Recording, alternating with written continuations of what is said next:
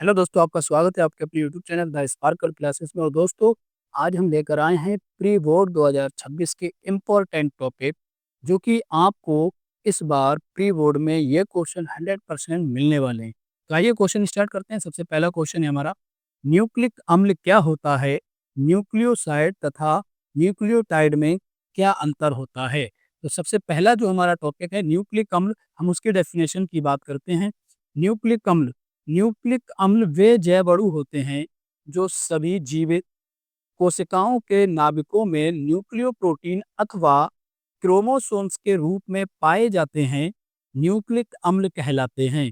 और दोस्तों, न्यूक्लिक अम्ल जो होते हैं ये दो प्रकार के होते हैं। एक तो होता है डीएनए और दूसरा होता है आरएनए। डीएनए जिसकी फुल फॉर्म होती है डीऑक्सी राइबोज न्यूक्लिक एसिड, और आरएनए जिसकी फुल फॉर्म होती है राइबोज न्यूक्लिक एसिड। तो आपसे एक नंबर में तो न्यूक्लिक अम्ल क्या है ये पूछा जाएगा, तो आपको यहाँ से लेके यहाँ तक एक नंबर में डाटा लिखना है। दूसरा है न्यूक्लियोसाइड तथा न्यूक्लियोटाइड में क्या अंतर होता है? तो न्यूक्लियोसाइड और न्यूक्लियोटाइड में अंतर बताने के लिए हम क्या करेंगे, इन दोनों को अलग अलग कर लेंगे। एक तरफ लिख लेंगे न्यूक्लियोसाइड और एक तरफ लिख लेंगे न्यूक्लियोटाइड। न्यूक्लियोसाइड में क्या होता है, इसमें दो चीजें आती हैं। एक तो आता है नाइट्रोजनी क्षार और दूसरा होता है पेंटोज शुगर। नाइट्रोजनी क्षार और पेंटोज शुगर मिलकर क्या बनाते हैं, न्यूक्लियोसाइड बनाते हैं, जो कि मैंने नीचे भी लिख दिया है। Nucleoside is equal to NB मतलब नाइट्रोजनस बेस और पीएस मतलब पेंटोज शुगर। तो नाइट्रोजनस बेस और पेंटोज शुगर मिलकर न्यूक्लियोसाइड का फॉर्मेशन करते हैं। वहीं दूसरा आ जाता है न्यूक्लियोटाइड। इसमें क्या होता है, इसमें तीन चीजें आती हैं। एक तो आता है नाइट्रोजनस बेस, दूसरा आता है पेंटोज शुगर और तीसरा आता है फॉस्फोरिक एसिड।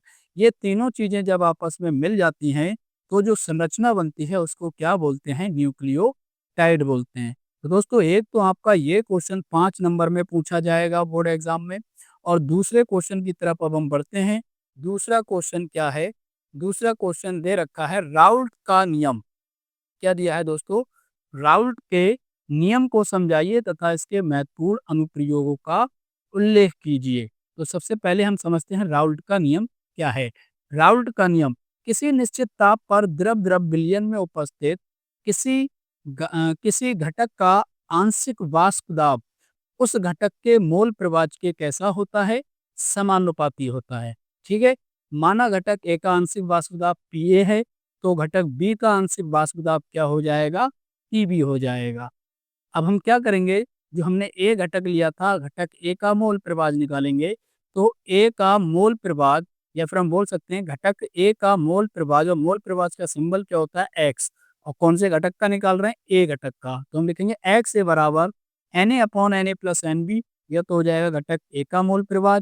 और घटक बी के मोल प्रवाह की अगर हम बात करते हैं तो हो जाएगा एक्स बी बराबर N B upon Na plus NB.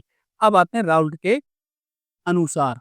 अब राउल्ट के अनुसार अगर हम बात करें तो पी ए समानुपाती एक्स से होता है, तो यह तो हमारा घटक ए के लिए हो जाएगा।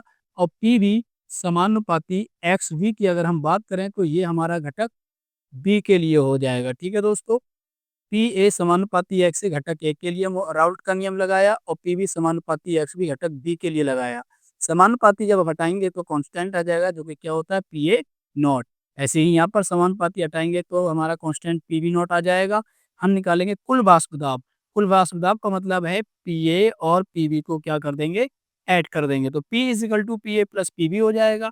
पी ए की वैल्यू क्या है, पी ए की वैल्यू है P A naught into x A, तो लगा देंगे P A naught into x A. और पीवी की वैल्यू क्या है, PV naught into x B, PV naught into x B. तो दोस्तों, यही जो फॉर्मूला हमारा निकल कर आया है, इसी फॉर्मूले को ही राउल्ट का नियम कहा जाता है। तो मिलते हैं नेक्स्ट वीडियो में, जब तक के लिए जय हिंद।